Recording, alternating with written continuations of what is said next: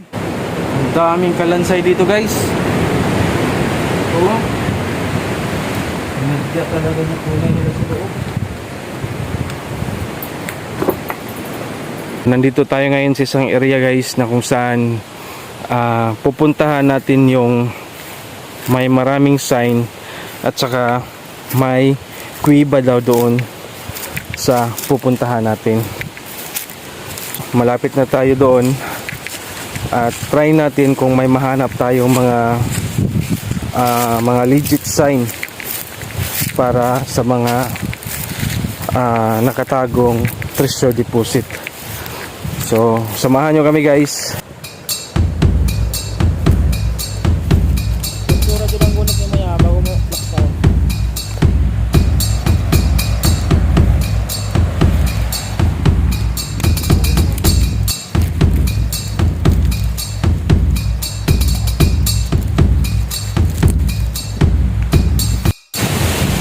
So guys, medyo mahirap po yung pababa ng kuweba.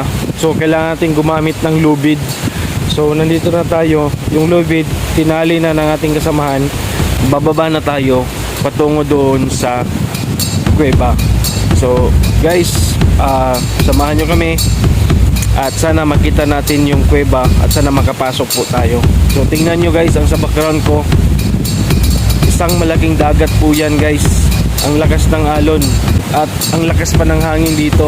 So nakikita ko talaga yung mga alon ng dagat na sobrang lakas at yung hangin sobrang lakas rin.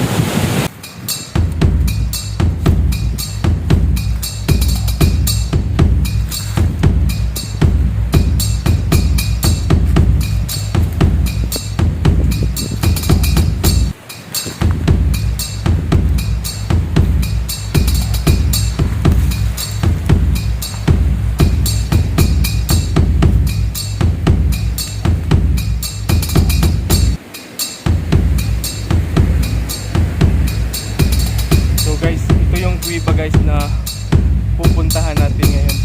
So nandito na tayo. Yun yung isa, yung tour guide natin.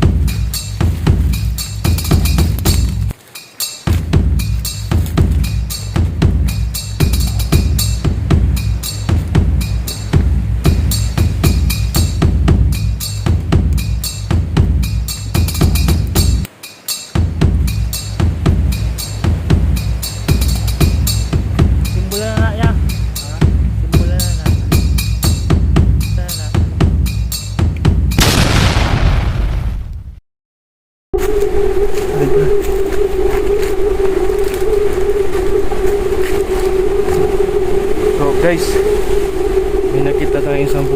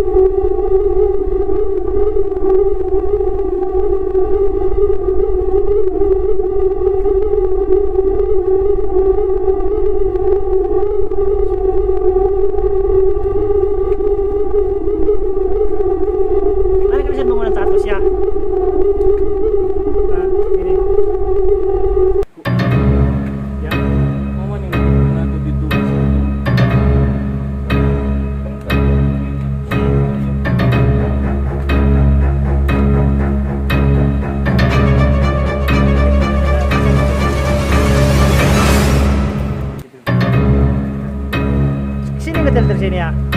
Sikat tinggal sini.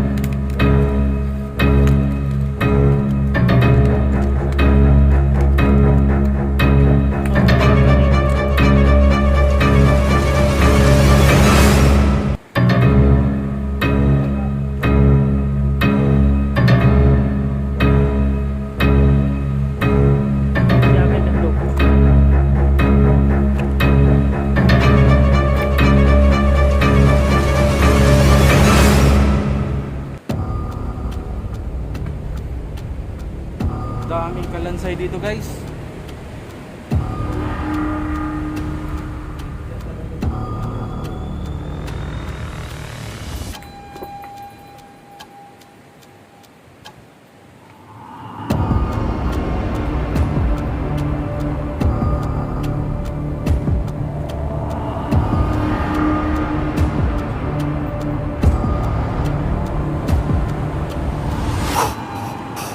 Tadi tuh kita ngempana ya. Ayo dong.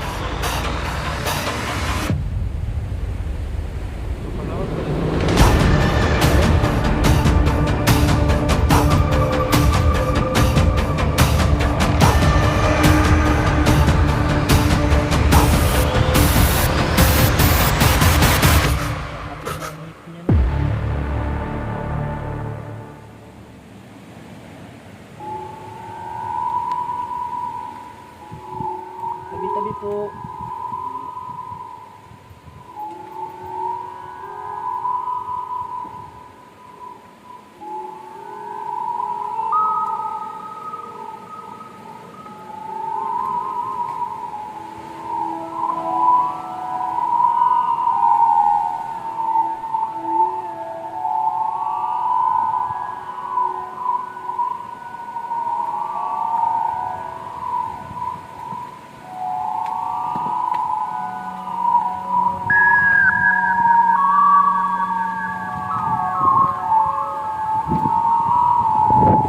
Tanonin ya.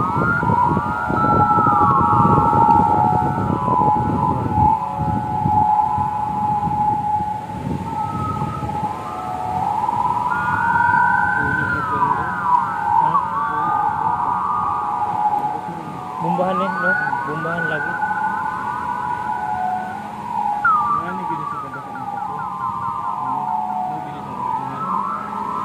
Karon pag sa bomba, tupak sila. Hugmok, no?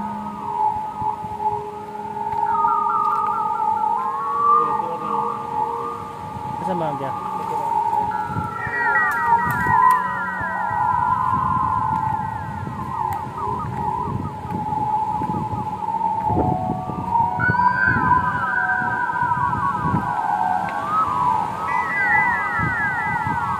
Daum ya.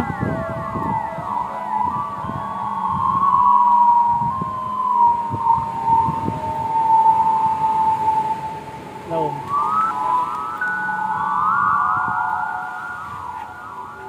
Dili kayo daum. Tama-tama ra.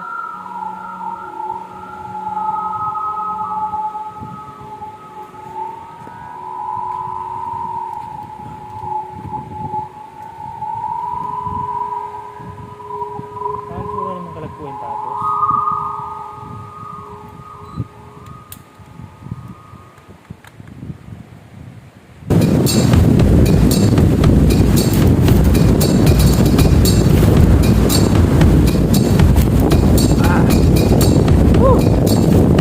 Hirap maging hunter. Kita nyo naman, maraming mga kalansay doon sa ilalim ng kuweba. Siguro mga panahon pa yun nakapag ng Kastila, yung mga Kastila. Siguro yun yung mga hostages. Yun yung nagbaon ng mga treasure deposit saka bago pinatay. So nakita nyo naman, maraming kalansay doon. At kahit taga dito, hindi nila alam bakit may kalansay doon.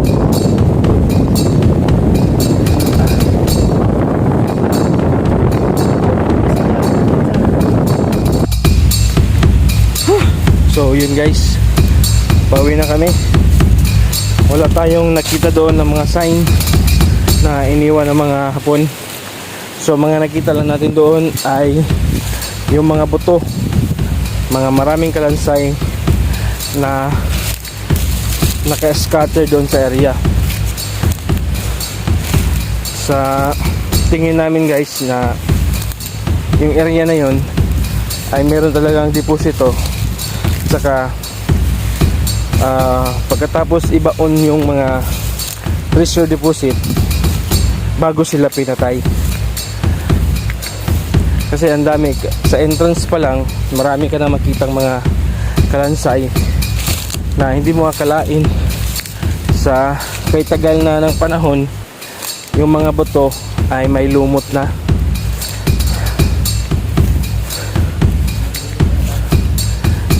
So sana nag-enjoy kayo sa video natin ngayon, sa nakita ninyo, lalong lalo na sa mga kalansay at sa mga kuweba. Parang mga Amerikano kasi yung mga kalansay, kasi ang tataas ng mga buto.